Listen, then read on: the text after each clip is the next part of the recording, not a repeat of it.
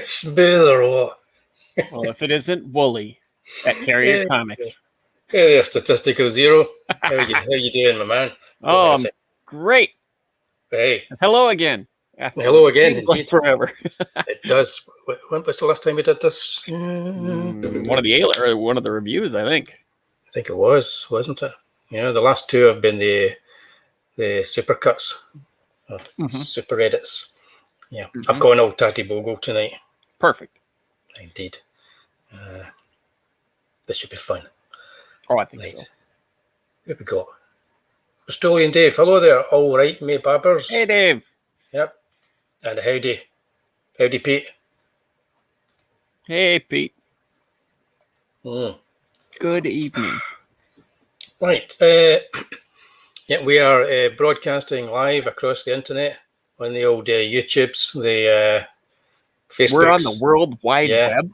And the Twitch. I don't know. Seemingly Dave's on Twitch. You'll probably rock on Twitch. I don't know. We'll have the one viewer. I hope the same one is tonight. Evening, Pancho. Okay.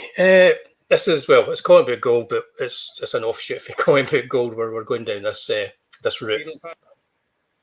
We're going to be looking again at EC Comics. So I'm going to our favorite. Going to bring this up here. It's been that long since I used the old stream yards. Out of practice. Oh, it's terrible. Creaky old man with new technology. That's what it feels like. Yeah, this is going to be, if it goes all right and people like it, we're going to make this a kind of a semi-regular, maybe do one a month if we can. And what we're going to be doing is we're going to be looking at two stories from EC Comics. We're going to be looking at the original comic books, and we're going to be looking at their counterparts as made for the Tales from the Crypt TV show. And just give me your thoughts on it. And if you've seen them and you want to give us your thoughts in the chat, please do. Yeah. Tales from the Crypt episodes are a little tougher to find. I think at the moment, the show is out of print. It's not streaming anywhere. It's not super difficult to find a copy, and it's not super expensive for the whole series. Expect to pay around like $70 or $80 US for say a copy from the whole series. And so you get these disreputable people that put them up on YouTube and things like that. Yeah, shocking. Not all of them are on YouTube. But no, we do not go down that route. All the comics that we are going to be, all the stories that we're going to be doing in this series is they're all available in the Dark Horse reprints. So the either the hardbacks are out there and the soft covers that they're bringing out every couple of months. So they are all available. And we're working with the Tales from the Crypt Volume 1 that just got released, last month? Right. Was it from Dark Horse? It was indeed from Dark Horse. And it publishes the first 4 issues? Is it first 6? We got Tales from the Crypt issues 17 through 19 and 20 through 22 in this volume. Right. Because in 20 originally it was the Crypt of Terror 17 through 19, Tales from the Crypt 20 through 22. Yeah. So I think by changing the title of the comic or something, it was a cheaper option than bringing out a new comic. So they just changed the title. Right. Yeah. Nothing if not frugal. Tales from the Crypt is so much better title. Indeed. Give me a second. I'm just I've got no idea. Hang on a second. Dave. What's the link to your Twitch? I've got no idea. If anyone's watching on Twitch, I'll sort that out after the show, Dave. Okay. We can do a crossover on Twitch and destroy the internet.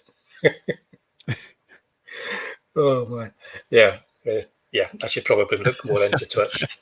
I feel if I'm on Twitch, actually, if I've actually put something out there for Twitch, I feel that I should be raving or something, with lots of images behind me and all kind of weird things going on. Maybe I will. I don't know. Right. Okay. Let's do this. What we'll do is we'll talk about the comic first, then, and we'll have a wee look at what we think about the adaptation of that comic, and talk a wee bit about Tales from the Crypt, the TV show. I'm guessing. I mean, neither of us read the Tales from the Crypt stories when they first came out. Even I'm not old enough to have done that. Well, this is my first time actually getting to read with these reprints. This is my first time actually getting to read many of these stories. That time when we looked at the Choke Gasp, that was the first time getting to actually read Tales from the Crypt books for me. So it's only been a matter of months before I was TV show since I was a kid. I mean, that's been forever. But yeah, I'd read a few of the comics, kind of like reprints and facsimile editions, and I did have, God knows where it is now, the book that the Tales from the Crypt movie was based on. That had like stories in it, it was reprinted. I think it was printed over in the UK. One. I was going to say, like, are you talking Demon Knight, or are you talking about? Yeah, I get you. The original one, the 70s. I got an old second-hand tatty copy of that, which was like eaten by moths. But yeah, I'm reading a lot of these for the very first time now. I'll be honest. Excuse me, choking. Take a drink. Take two. Anyway. They're small. We'll cut that out in the editing. I read a lot of these years back when I found public domain websites that had all the comics put up on them. They have scans of the old comics, so I would kind of like read a lot of them on there. These aren't in public domain though, so those public domain sites had to take all the EC stuff down. So I was, because I had a wee look again. It seems that years ago when I read them, they were obviously just putting them up because they thought they were in public domain. Turns out Dave found you. They're not. Excellent. I'll make sure and give you a follow then, Dave. We got two Daves in here. Two YouTube Dave and Twitch Dave. That's amazing technology. Oh man, look at that. There you go. If anything's going to break the internet, it's going to be double ganger Dave. Wow. That's actually quite freaky. That's good. Twilight Zone Dave. Cloned himself. Yeah. But yeah, so I read a lot of them that way, like on screen, like old scans of like really badly kept old comics. But a lot of the stuff I'm reading for the first time, the same as you are, in these reprints. I've got quite a few of the Fantagraphic ones now. It's great fun. These are great.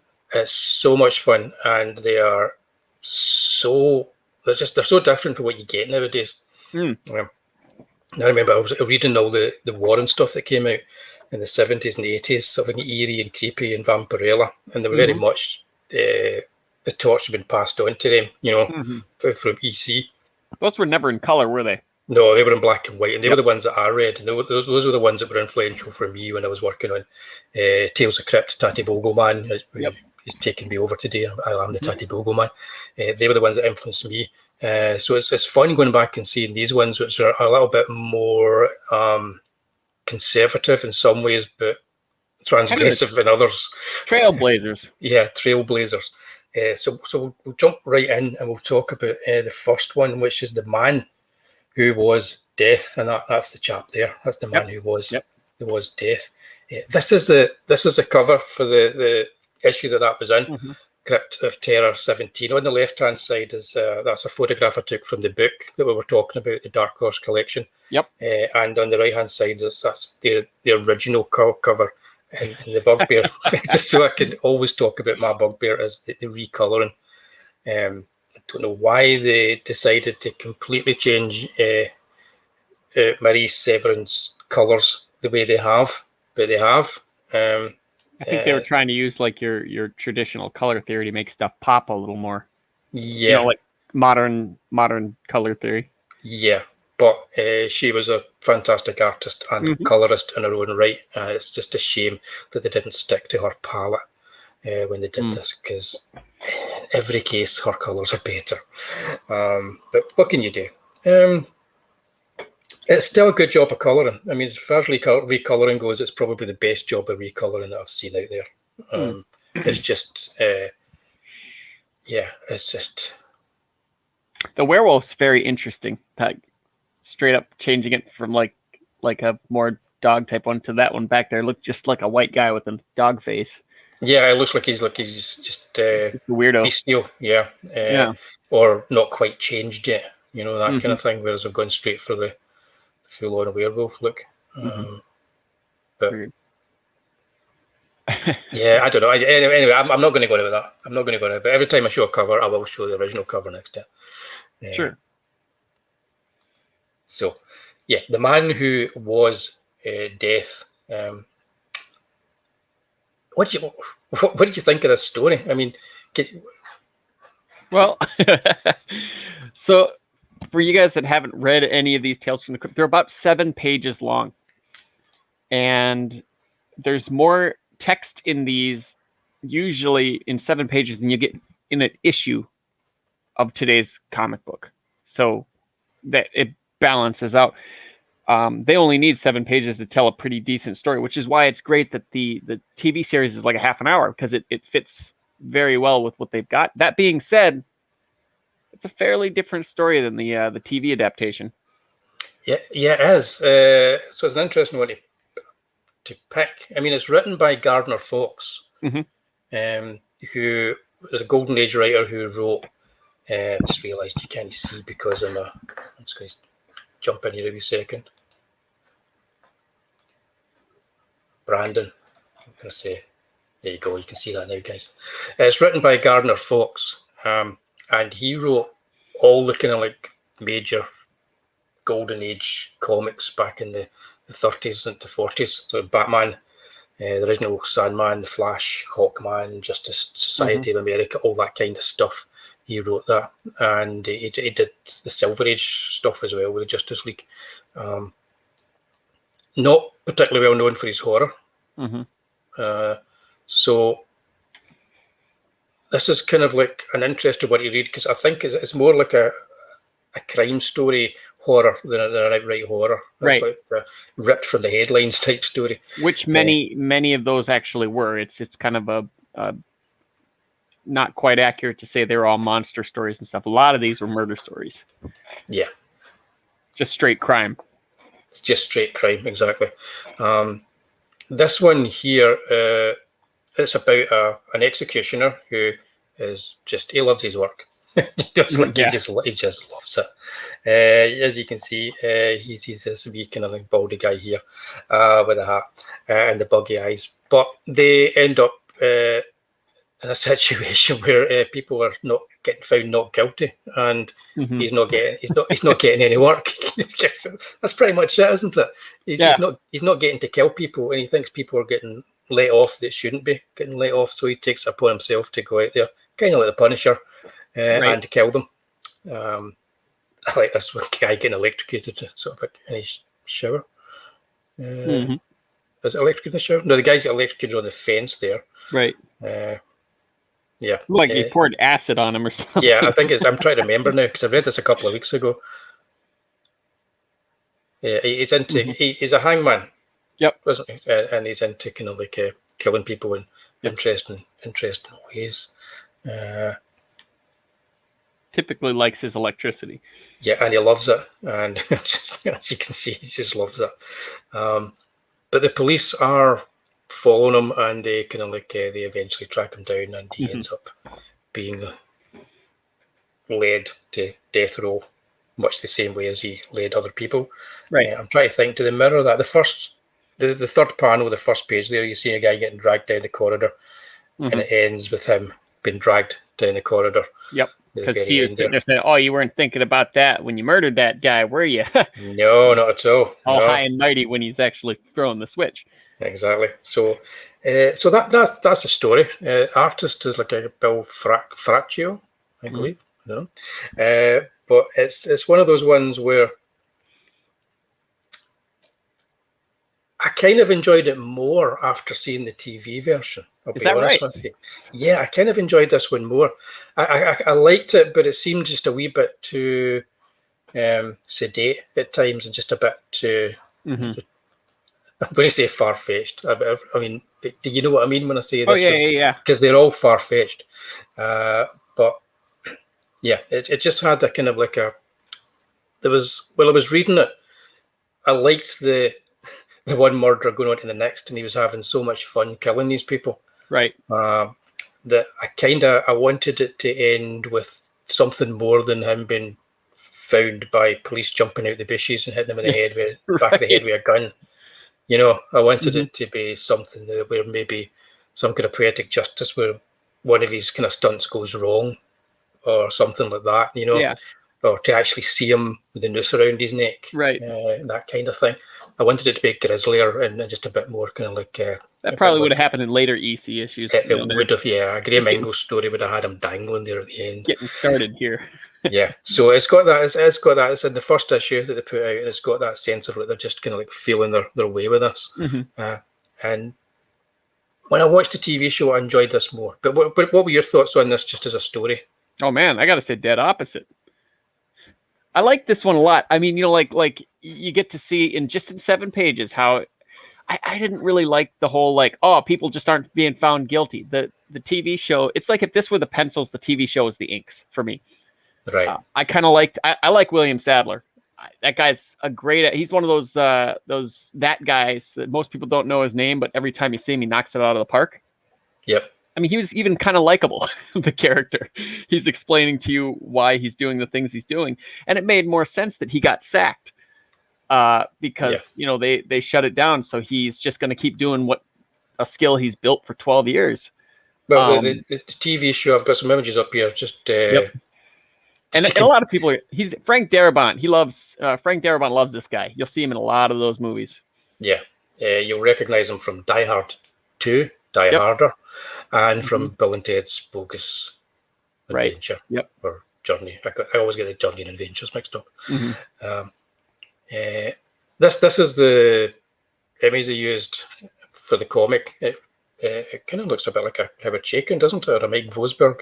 It's like Ferris Bueller grew up and became a sadistic in the show. Yeah, and he narrates it as well. So he's talking to us, and he narrates it all the way through, and he's talking to us. And I like that.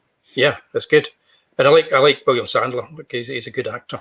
Some great work in this episode too. But I think everything in here was more plausible in terms of why and how he did it.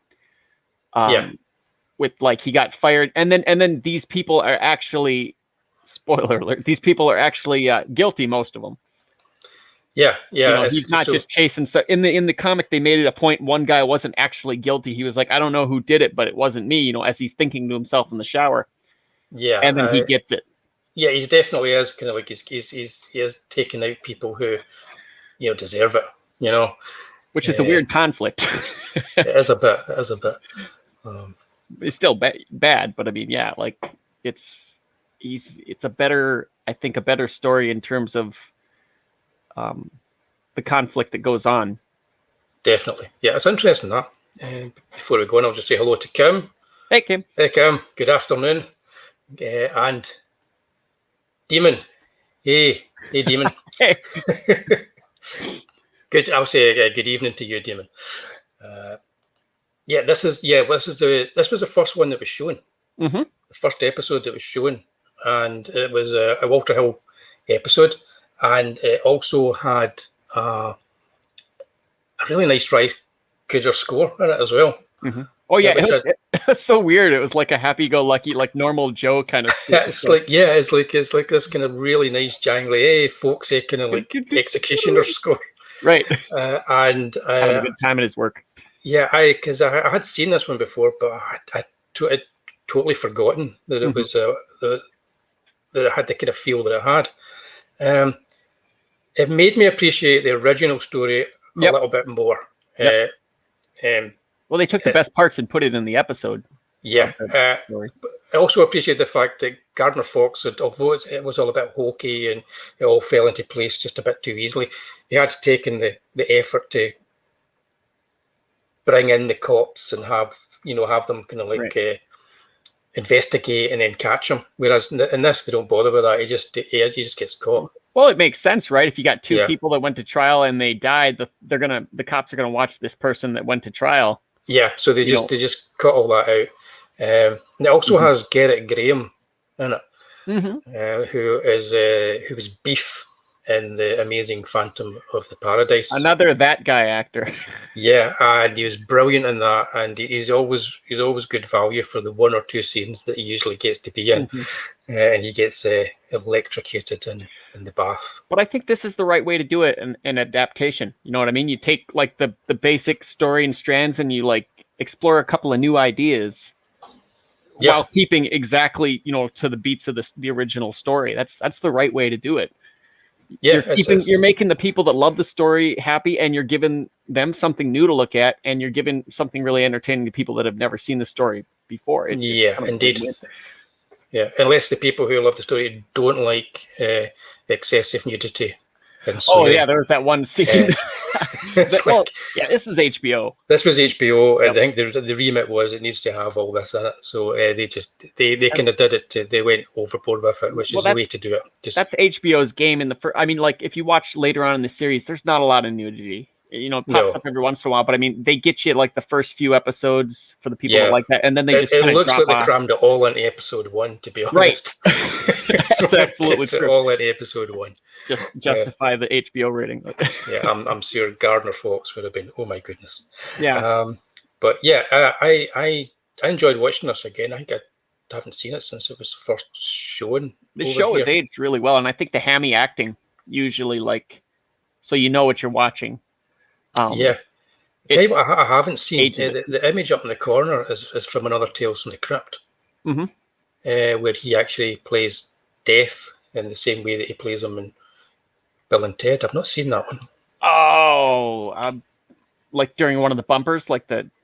Yeah. So that's. I'll have to look I had into no that. idea about that. I just kind of found that kind of late in the day and put it in here when I was putting together my slideshow. Oh yeah, as they went on, the bumpers got more and more. I mean, even the Crypt Keeper, like you'll notice, like when he starts out in this, he's very quiet and gravelly and like a little more scary. And then as the seasons go on, he gets more animated. His voice gets a little higher.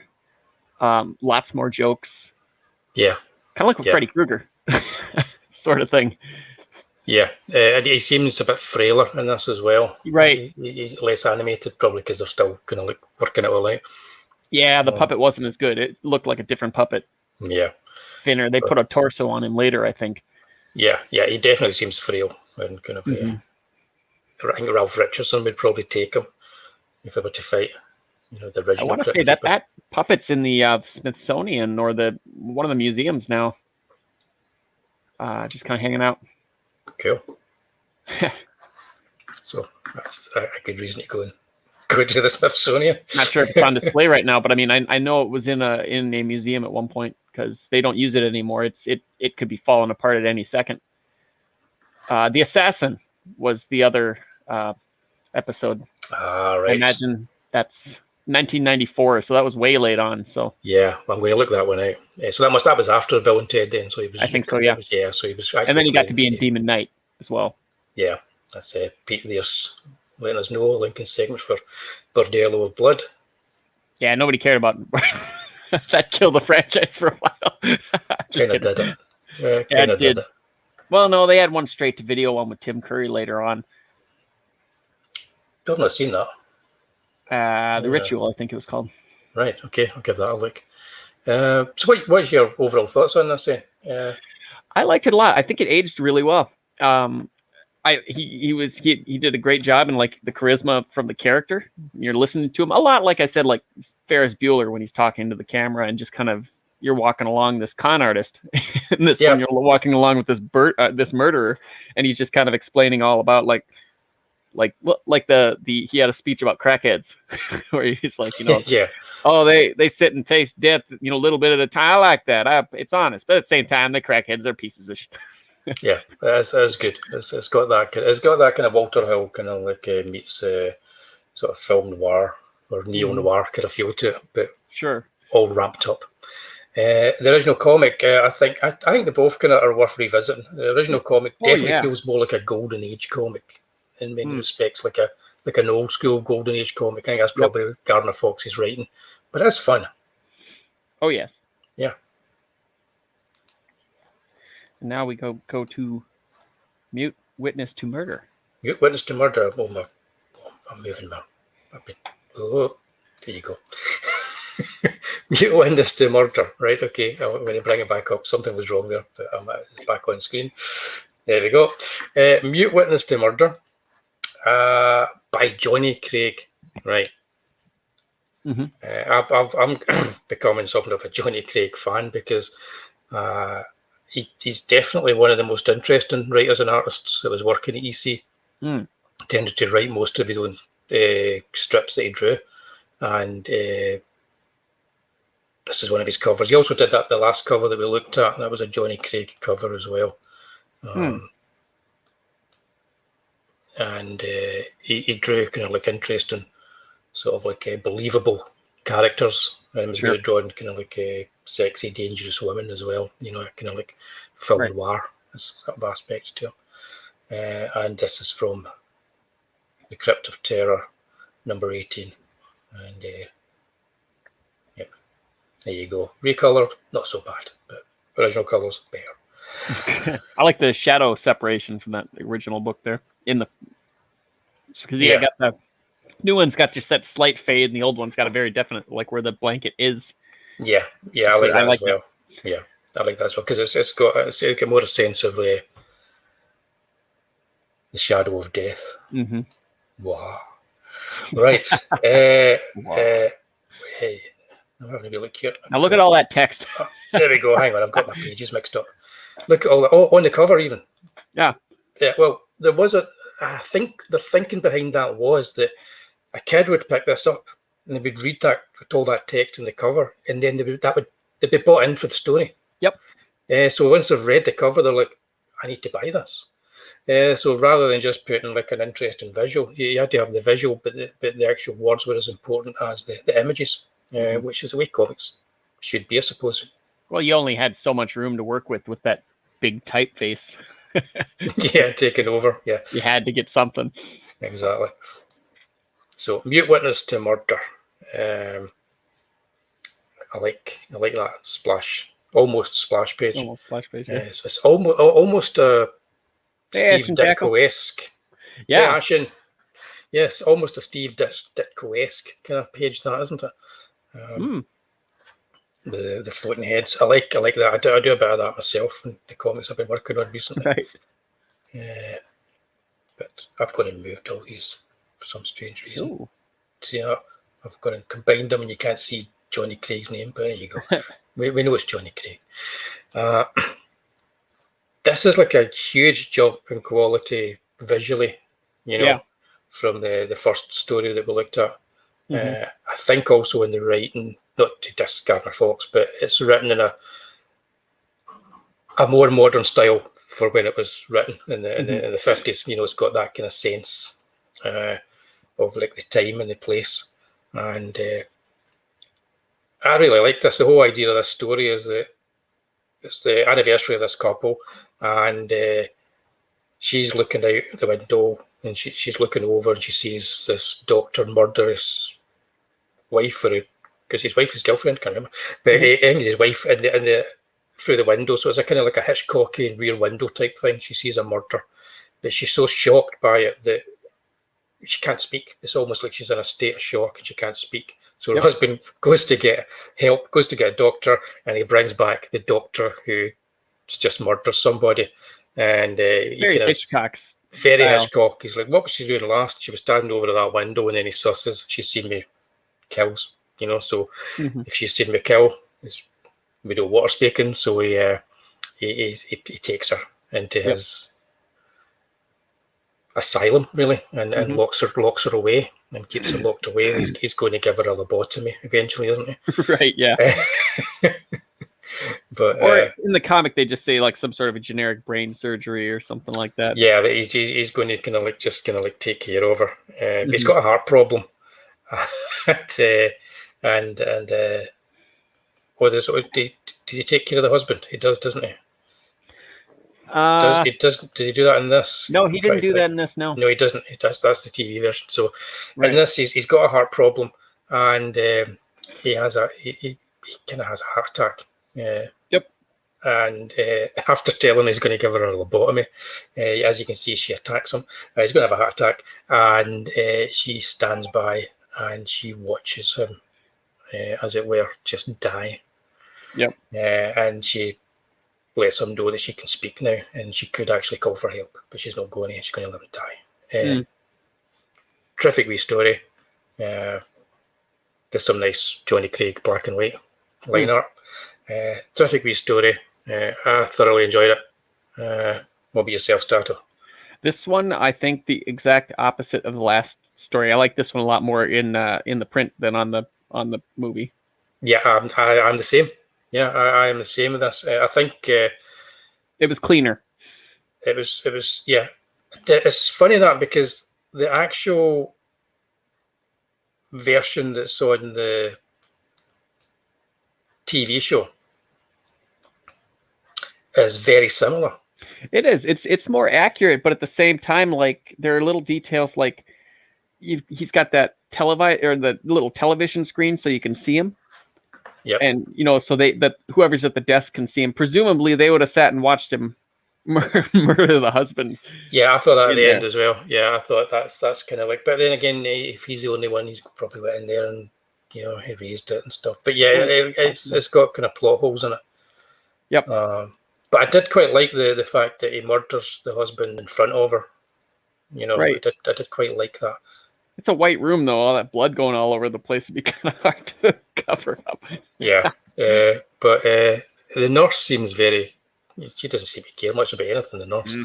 Been in the job too long. Yeah. It's John Boy Walton that's the evil doctor in it. Almost unrecognizable from his role in It. Yeah. Yeah, well, he's a nice guy. With a rat tail. He had his big old long ponytail. It was distracting in that movie. Yep. Yeah, this is what he was going through his anything that will take me away from typecasting. He reminds me a lot of the one, the evil character from The Green Mile. Yeah. Do you remember? Yeah. I get that. Mousy face. Yeah. It's an interesting one. I tell you what, it seems cheaper than the Walter Hill one. It seems like a very cheap episode. Two locations probably were the same, room. They just quick threw up. Yeah. It almost feels like Tales from the Dark Side. It's that kind of real low budget kind of feel to it. Yeah. Don't know whether they spent most of the money on the cast for it or not. I don't know. I think the most interesting thing about this at the end when she calls for help in the comics, she's crying because it's a horrible situation and everything like that. But in the end of that one, it almost looked like she actually was being driven insane by the situation. So she's probably going to end up there anyways. Yeah, in the comics, you get the feel that she's going to be able to get out and go into the world again, which is unusual for most DC comics. It had a happy ending for the most part. You get that feeling that she's going to go out to the world again. And in this one, no, you don't. You feel like it's almost like she's turned crazy by it, and she's, Of course, at the same time, it was always really about the doctor, so he was the one getting just, dessert. Yeah, very much so. Try to think. I don't have anything open here. Who's the actress again? I'm trying to think. The actress is, come on, Black Widow ad, just intruding my entire screen.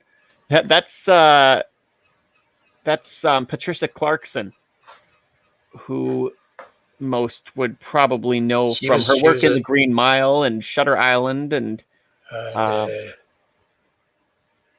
House of Cards. Trying to think of anything like really iconic that she's done, because I know she's done a bunch of stuff. 6 Feet Under. She's done a lot of TV. Frasier. Right. Yeah, that's it. She was Frasier. That's exactly Murder One. So this is like this. Welcome to two guys trying to figure out what TV shows somebody was on. She was Ness's wife in The Untouchables. I know people like that show, but she's done. She was the warden's wife in The Green Mile. Right. Okay. Plays a lot of wives and a lot of TV. Lots of wives, lots of TV. She's actually a very good actress. Probably deserved to be in some better stuff. But hey, she was in Frasier, so she's still working. So excellent. Okay, I should probably check. I should really check and see who did these covers that they used for the TV show. Know. I didn't look. I thought with the first one, it looked a bit like a Mike Vosberg. That was always one of my favorite parts of the show. Howard Chaykin or Dennis Cowan, feel, you know what I mean? But I'm not quite sure about this one. We'll do that for the next one. We'll actually make sure we know. We'll do a bit of research on that. That's always my favorite part of the show, the title card. Kind of like Batman, the animated series. The title card was always my favorite part. Well, it gives you a feel, doesn't it? It gives you a feel for it. So yeah, I think we both agree then that the comic strip in this is better. Oh yeah, than the TV show. I don't know if that episode, if they went through a kind of like a remaster, put it in Blu-ray, maybe it looks better than I think it does. But it just seems cheaper than the other one. This one felt more real. The William Sadler one. Yep. Well, I mean, they had a little more time to breathe. The other one moved so dang fast. Like, it was just like, bink. Because these are only about 20 minutes, aren't they? 25 minutes, 26, yep. And a couple of minutes is taken over by the titles and the Crypt Keeper. So HBO didn't have to really cut as much for commercials. Back then, because they didn't have them. It was just kind of they had a little bit of promo at the beginning for whatever they were doing, and then they went right into it. So yeah. But I would have to say this is better than the episode. Although the episode wasn't bad, it was still pretty tight. It was just more of a straight adaptation, which just goes back to what I was saying about like the best way to do it is to take that thing and expand a few ideas versus just a straight. They did some different stuff, like at the end with her being crazy. Do you think though that maybe because Johnny Craig's storytelling is so tight and economical, but clever?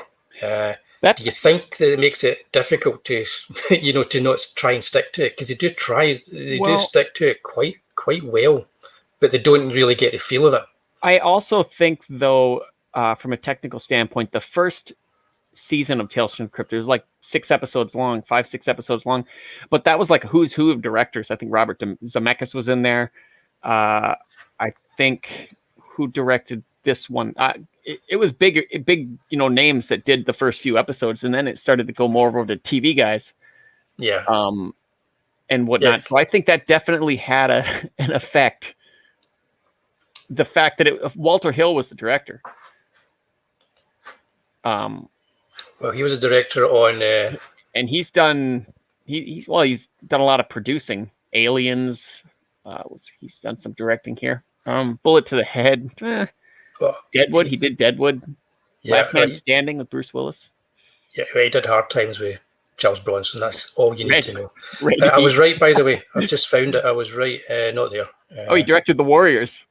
Yep. It's Mike Vosberg that did the covers. So I was kind of right. I knew it had a Howard Chaykin feel to it because Mike Vosberg took over from Howard Chaykin on American Flag. Sure.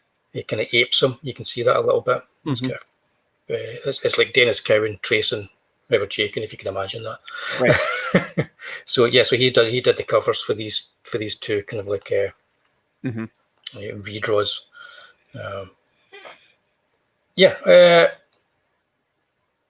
Johnny Craig. Hey, have a good night, Pete.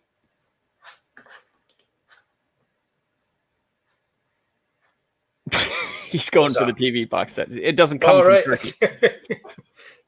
Yeah, in case you're wondering there, guys, you're seeing stuff on screen, but everything just went kind of slightly black for me here right now. So I don't want to worry you.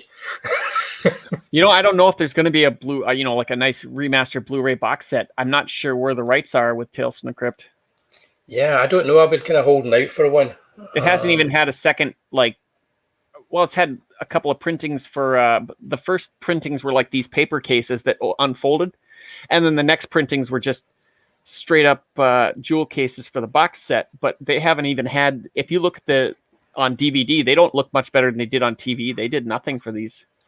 No. Weird. It's got to be a rights situation, but... Probably. And they're not streaming anywhere either. I found that really weird. You can't even rent them on Amazon. No, there's you can get individual box sets from various different countries around the world in various different Amazons at various different prices. But I think the American one is the one where you get everything. Yep. Probably the best if you want to. I would go for the full series. It's probably the cheapest to track it down. There's six seasons. Yeah, I would get that myself if I hadn't bought so many of the hardcovers. Yeah, over the last few months. So I mean, I wished. Well, eventually we got lots of episodes to cover. Indeed, and yeah, as much love as possible for Hard Times. Or the Street Fighter, as it was called in the UK, brilliant movie, Walter Hill film. 70s and early 80s Walter Hill. That's the best Walter Hill, definitely. Well, you seem to know how to direct William Sadler, that's for sure. Yeah, he's good at directing just cool guys. And William Sadler's kind of quite a cool kind of actor. You know, he might not be in real life, I don't know, but he can play these kind of characters really well. He usually plays like the smooth Southern dude, if not like an evil Southern dude. Yeah. I mean, he's bad guy in Die Hard. Yep, was really good, but everybody, criticized it because it wasn't Alan Rickman. It's just a different movie, different take. That was the black sheep of the series. When you really go back, for some reason it's weird how it was. Yeah, it's strange to revisit these films. Right.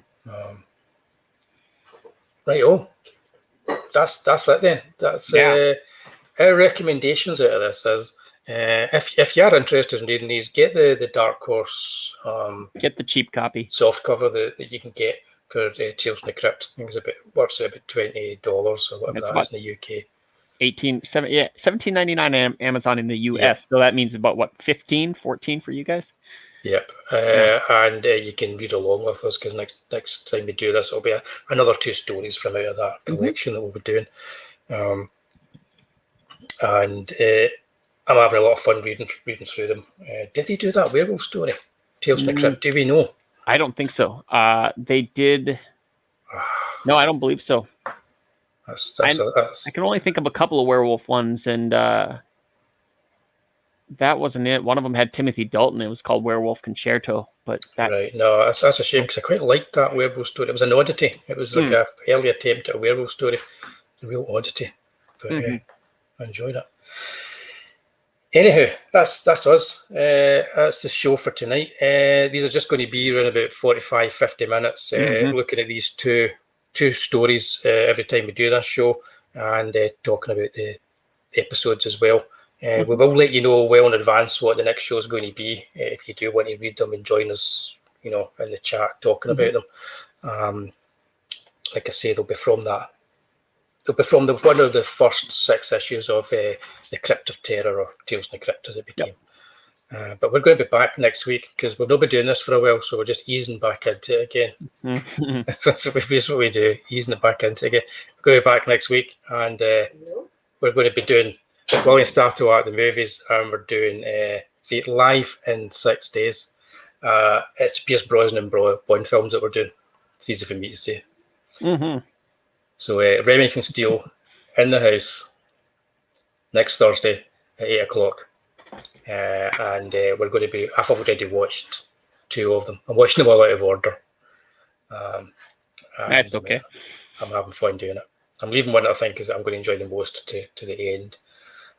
So yeah, that's Die Another Day, of course.